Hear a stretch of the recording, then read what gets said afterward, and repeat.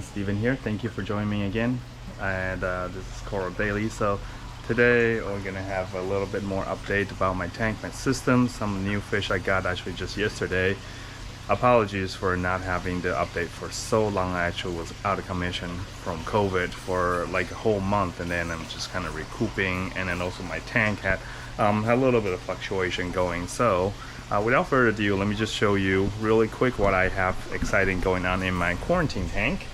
And that is a Moorish idol. It was actually in this tank and it was eating lots of algae, and I have some sponges in here eating very well. And then I started seeing, you know, like little white dots. I don't think it's neither velvet nor egg. I don't know what it is, so I put it in the quarantine tank just to get it clean.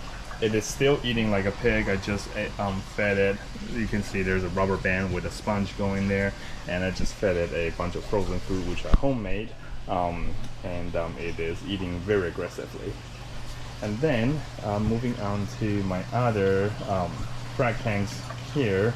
So I've moved a few of my anemones here because they were just walking around in my anemone tank, the small tank out there, and you know, they weren't really happy out there, so I moved it here. It looks like they're doing very well. I don't have clownfish here, but I do have some cardinals that were trying to host them.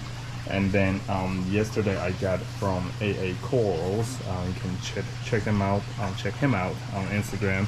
And I got a pair of the Japanese swallowtail. Here's the female, and there's a male back there with a zebra stripe.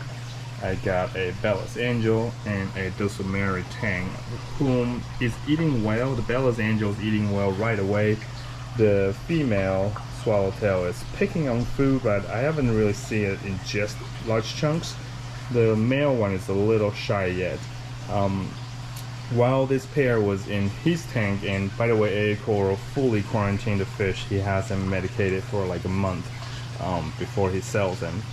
Excuse me. I still have some residual cold cough. So they were fine, but then they were starting to turn on each other a little bit.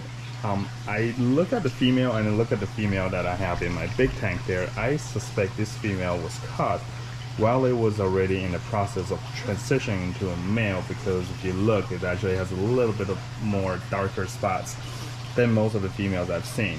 So maybe that's why they were bickering, because that girl is trying to turn into a boy, but there's a boy in the tank, so they're like, what's going on?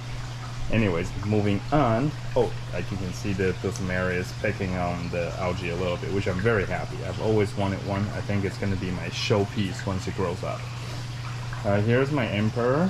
It's a juvenile. It's looking fat-ish, looking good. It's been eating, and it's been picking some of the sponges I actually have growing the bottom of my Lobo, and it picks whatever it is in the algae, so it's doing well.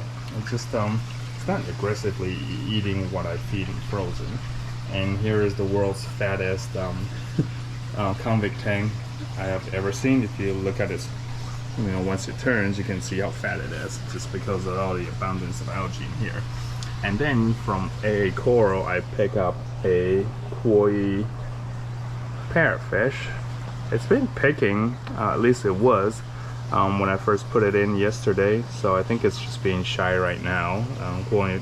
The parrotfish is usually pretty shy. And there's a fox face back there. I haven't seen it eating yet. It's also being shy. I think those two fish has been in the medication tank for more than a month, and they're probably just not feeling very well for so long. So hopefully they will recover and start transitioning to the actual reef life.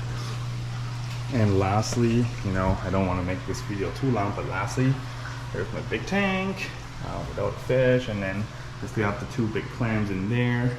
I added a bunch of snail this week just to help keep all the algae at bay. Even with all the tanks I have, my glass still end up covered in algae all the time.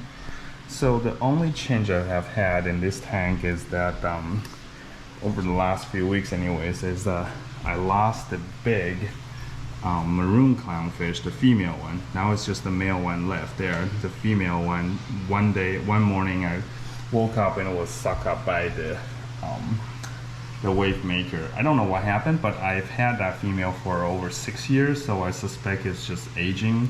And you know, before then I don't know how old it was, so it probably was just time. So I've had a really happy, I should say, rephrase, it has a really happy long life in my tank already. So you know, I'm not gonna blame anything. It wasn't disease, it was actually doing perfectly fine, it was eating. Even in the morning it died, so it was well. And it looks like the orange shoulder is slowly transitioning back into what the orange shoulder adult color should be. I already fed all these guys, don't be fooled. They still act like they have not been fed. So that's all for the update, and I'll probably go into more details about each of my fish the next time I get a chance to update. But hope you enjoy my video, and hope you continue to follow me and follow this tanks and this development.